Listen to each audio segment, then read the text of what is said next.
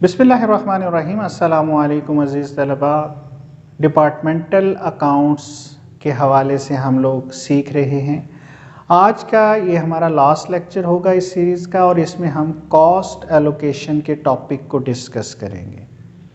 सबसे पहले तो आपने ये समझना है कि कॉस्ट एलोकेशन बेसिकली होती क्या है।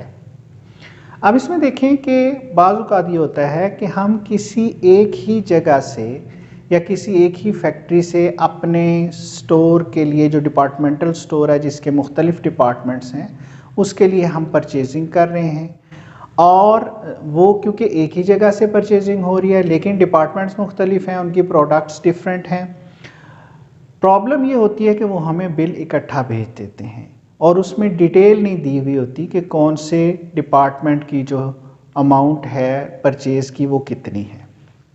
फॉर एग्ज़ाम्पल, इसको हम एक एग्ज़ाम्पल के ज़रिए समझ लेते हैं। मिसाल के तौर पर हमारा डिपार्टमेंटल स्टोर है और उसके 3 डिपार्टमेंट्स हैं और हम प्लास्टिक के आइटम्स को फ़रोख्त कर रहे हैं। एक डिपार्टमेंट में हम प्लास्टिक का फर्नीचर बेच रहे हैं, दूसरे डिपार्टमेंट में हम प्लास्टिक की क्रॉकरी बेच रहे हैं, और तीसरे डिपार्टमेंट के अंदर हमारे पास टॉयज़ हैं प्लास्टिक के। और ये सारी चीज़ें एक ही फैक्ट्री जो है वो मैन्युफैक्चर करती है। अब हमें यहाँ ये बात समझ में आ सकती है कि ज़ाहिर है कि पहली तो बात ये कि परचेज़ हर डिपार्टमेंट की डिफरेंट होगी, क्योंकि हर डिपार्टमेंट की रिक्वायरमेंट डिफरेंट है। परचेज़ फर्नीचर की अलग होंगी, टॉयज़ वाले अपनी जो रिक्वायरमेंट है, रिक्विजिशन है, वो प्रोवाइड करेंगे और उसके मुताबिक परचेजिंग होगी, और क्रॉकरी वालों की अपनी रिक्वायरमेंट्स होंगी और उसके मुताबिक परचेजेस होंगी। और दूसरी बात ये कि जाहिर है कि हर एक डिपार्टमेंट की जो प्रोडक्ट परचेज़ हो रही है उसकी प्राइस डिफरेंट होगी, परचेज़ प्राइस डिफरेंट होगी। अब जितने का फर्नीचर है उतनी अमाउंट की क्रॉकरी नहीं होगी, बल्कि क्रॉकरी की परचेज़ प्राइस मुख्तलिफ होगी, और इसी तरह टॉयज़ की जो परचेज़ प्राइस है वो डिफरेंट होगी। अब इशू ये आया कि बिल हमारे पास इकट्ठा आ गया, उन्होंने टोटल अमाउंट हमें भिजवा दी कि इतनी पेमेंट आपने करनी है। हमारे लिए प्रॉब्लम ये बनी कि अब हमने इस टोटल अमाउंट को डिवाइड करना है कि किस डिपार्टमेंट की जो परचेजिंग कॉस्ट है वो कितनी है, और यही कॉन्सेप्ट है कॉस्ट एलोकेशन का डिपार्टमेंटल अकाउंट्स में। अब हम अपने न्यूमेरिकल पे नज़र डाल लेते हैं। न्यूमेरिकल आपके सामने है और इसमें भी आपको नज़र आ रहा है कि थोड़ा क्वेश्चन डिफरेंट टाइप का है कि इसमें यूनिट्स की बात हो रही है। सबसे पहले उसने हमें परचेज़ के हवाले से अमाउंट्स दे दी, और परचेज़ के हवाले से भी उसने देखें हमें यूनिट्स बताए हैं कि हमारे जो 3 डिपार्टमेंट हैं XYZ, उन्होंने कितने यूनिट्स परचेज़ किए हैं। जैसा कि यहाँ मेंशन आपको नज़र आ रहा है कि X डिपार्टमेंट ने 200 यूनिट्स परचेज़ किए हैं, Y ने 1400 यूनिट्स परचेज़ किए हैं, और Z ने भी 400 यूनिट्स परचेज़ किए हैं। टोटल अमाउंट उसने बता दी कि ये 15,300 के हैं, यानी कि 15,300 का बिल वसूल हो गया। अब X की कितनी परचेज़ कॉस्ट है, Y की कितनी है, Z की कितनी है, ये उसने अलग से मेंशन नहीं की और डिटेल्स प्रोवाइड नहीं की, और यही प्रॉब्लम एक्चुअली हमने यहाँ पे सॉल्व करनी है। उसके बाद उसने देखें कि हमें जो है वो प्रोवाइड किए हैं यूनिट्स ओपनिंग स्टॉक के। उसने बता दिया कि X के 100 यूनिट्स हैं, Y के 400 यूनिट्स हैं, और Z के पास 60 यूनिट्स पहले से मौजूद हैं। तीसरा आइटम जो उसने हमें बताया वो यूनिट्स बताए हैं सेल्स के, और यहाँ उसने हमें सेल्स प्राइस भी बता दी है। जैसे उसने बताया कि X डिपार्टमेंट ने 180 यूनिट सोल्ड किए हैं और वो 15 रुपीज़ का यूनिट जो है वो बेच रहा है।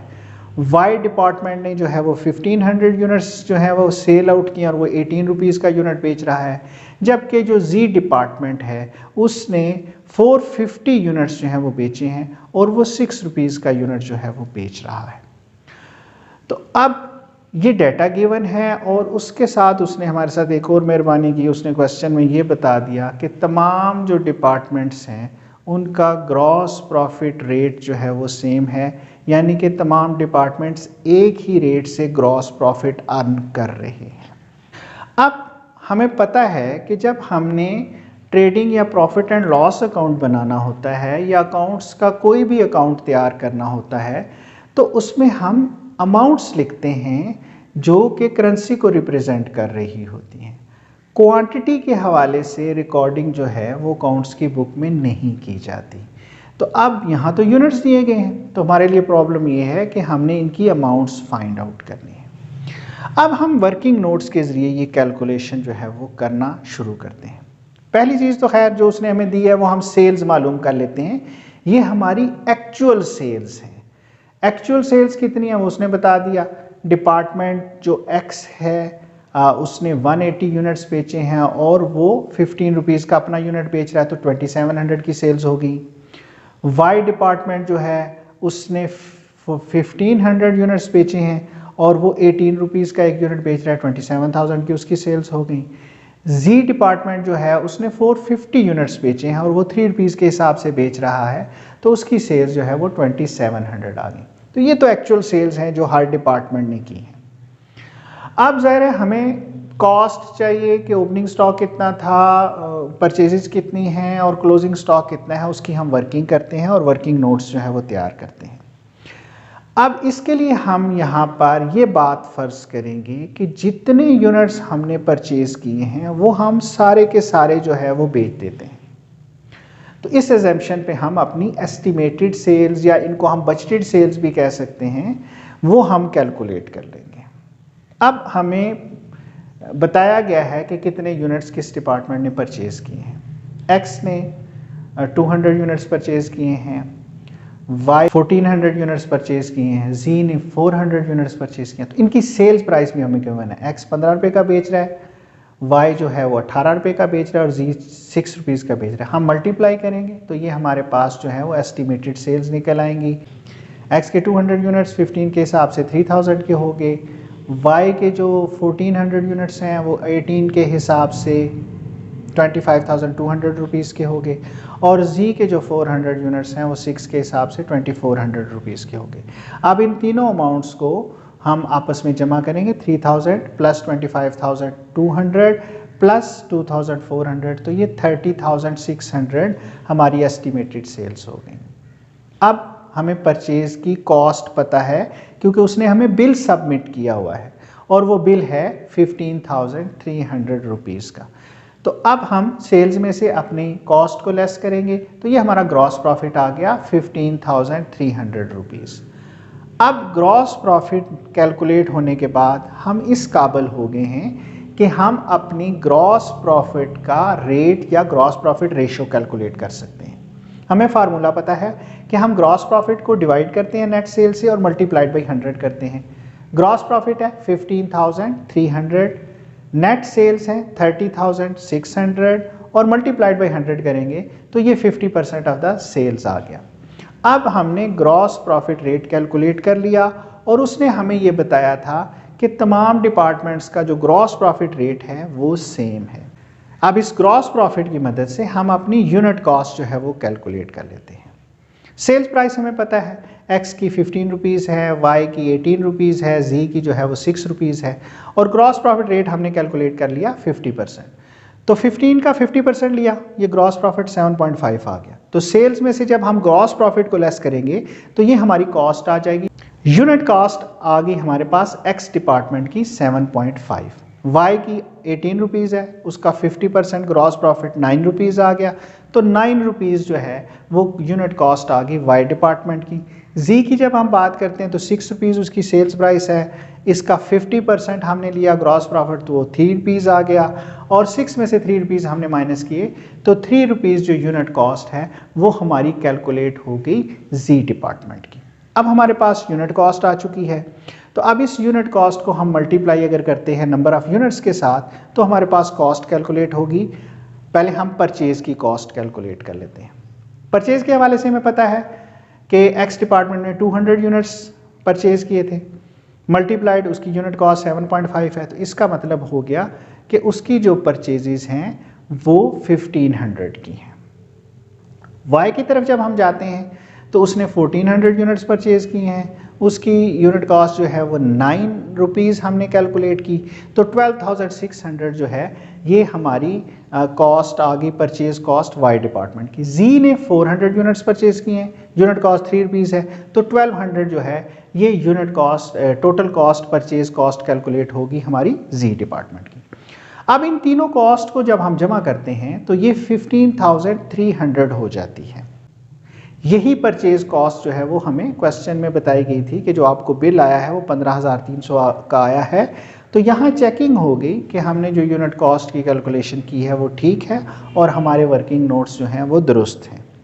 अब इसी की मदद से हम ओपनिंग स्टॉक भी कैलकुलेट कर लेते हैं। हमें पता है कि एक्स के पास 100 यूनिट्स हैं, 7.5 उसकी यूनिट कॉस्ट है, तो 750 के यूनिट्स उसकी ओपनिंग स्टॉक हो गया।